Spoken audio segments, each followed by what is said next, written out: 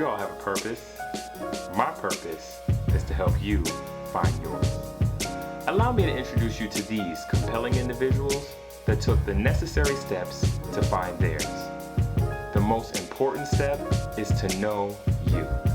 You have to discover who you are to know where you are going. Welcome to Meet Mr. King, where knowledge is necessary for growth.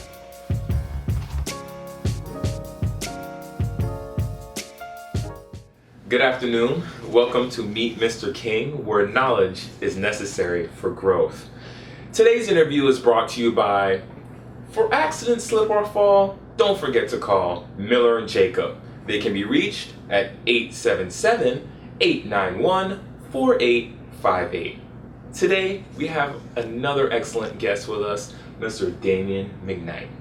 Mr. McKnight is not only a therapist, he's an author, and he has written and directed several great plays for here in the South Florida area to promote the fine arts in the community.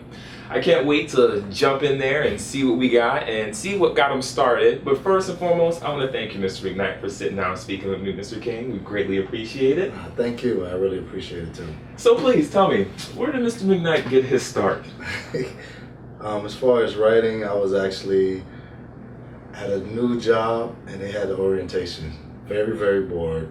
10 days, and the package they give you. Mm-hmm. I just started writing stories on like stuff we did in college, and at the end of it, it was all written with everything I've written, and the lady grabbed it and read it out loud, and everyone laughed. Like they laughed because it was true stories, and she was like, maybe you should turn this into an episode. I didn't never know anything about episodes, writing, anything. I just was bored.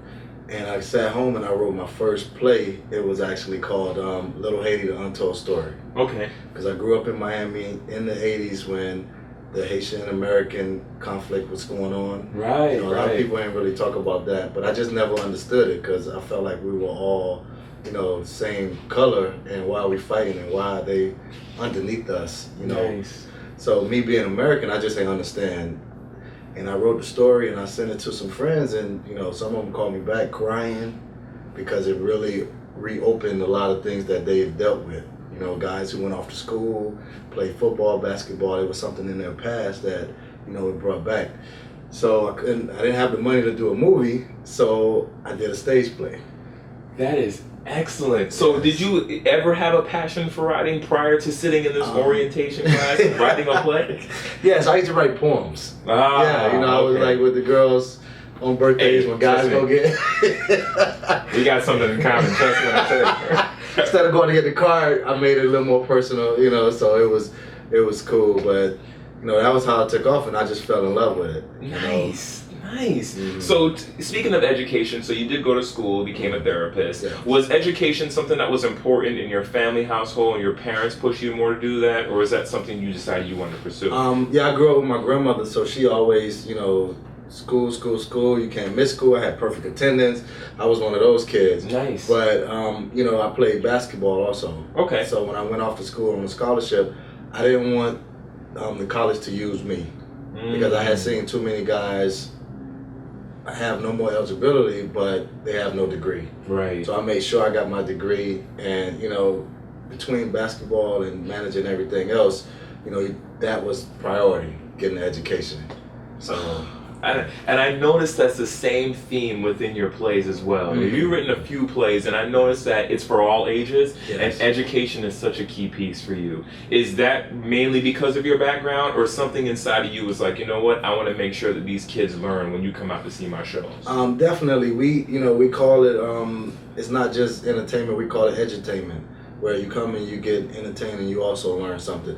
And anyone who's in the audience can learn. It can be from an adult to a kid, and we just, I just want to push it forward because one of the reasons I started writing plays is I went to some plays in Philadelphia. Okay. And I didn't like what was being presented.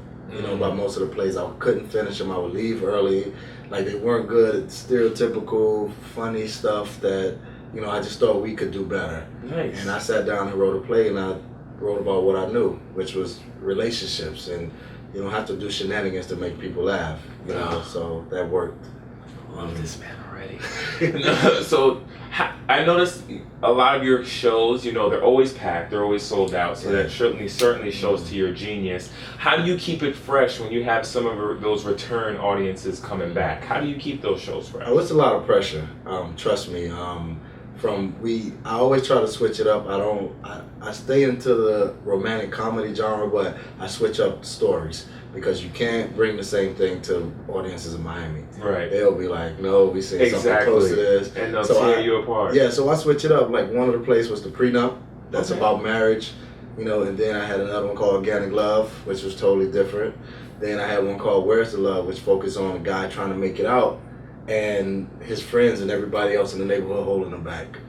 So that was totally different. Great stories. Yes, and Mr. Rebound is totally different too. It's just about a guy letting a girl go when he's not ready to settle down, and come to find out he meets up with her later, but during that whole time apart, she was with somebody else. Right. So he got to figure out if he's the rebound or if the new guy is the rebound.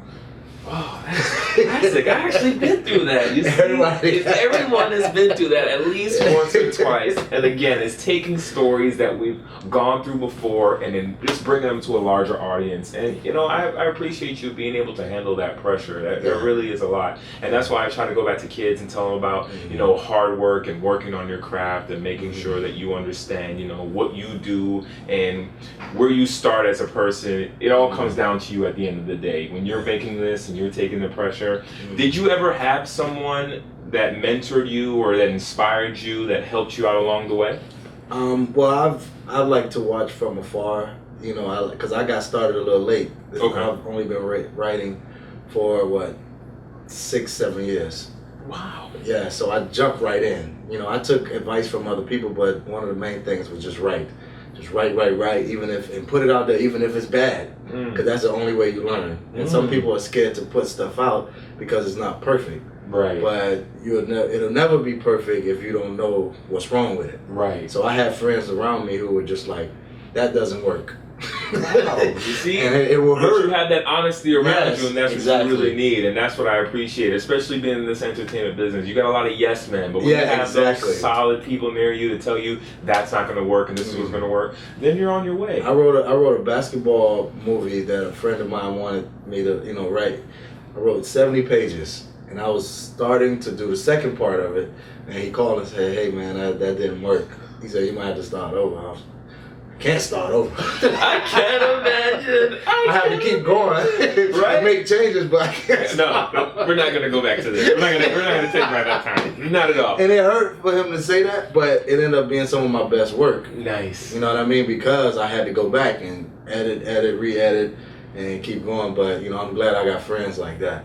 So it was you watching by example that really helped you learn how to write a play? Because I noticed, you know, writing poems, I can write poems. This is a bunch of rhyme and can I be a rapper? Absolutely not, and I will not try either.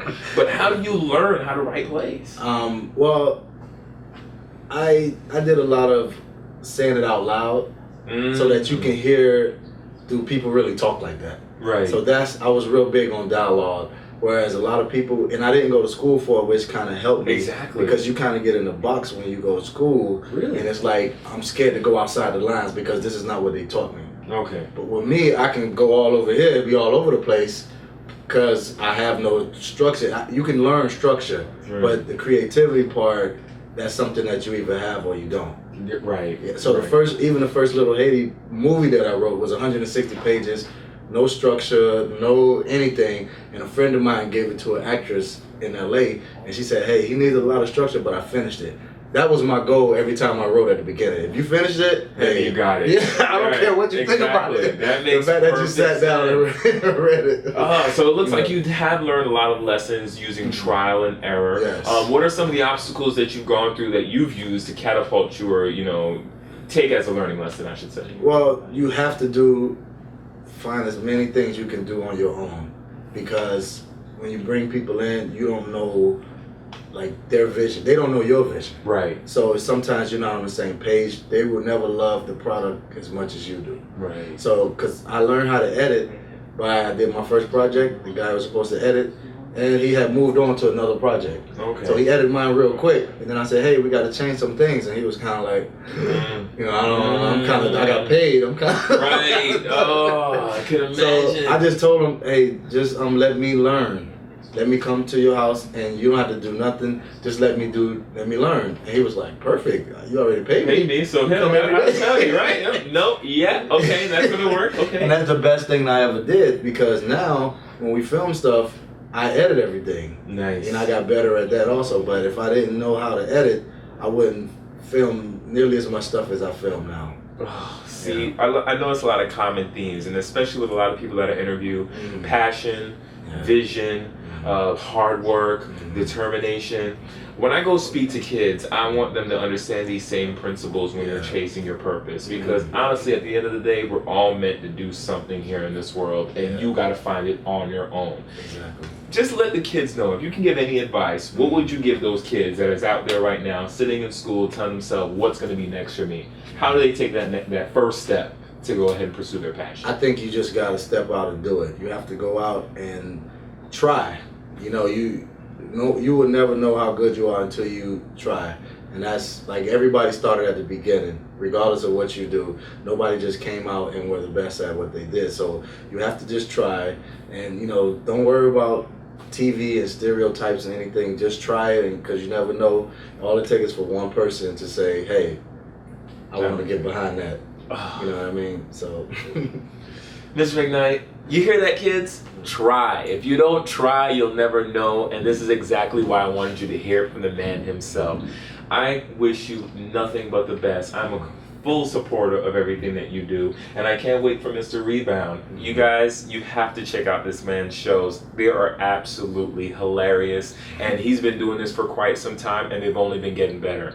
Again, Mr. McKnight, I want to thank you for taking the time to sit down and speak with me today. I really do appreciate it, and we're gonna do this, okay? And we're gonna make sure that we push full behind you and full support, and you have my support moving forward. All right, thanks, man. Thank you so much. Meet Mr. King. We're out of here.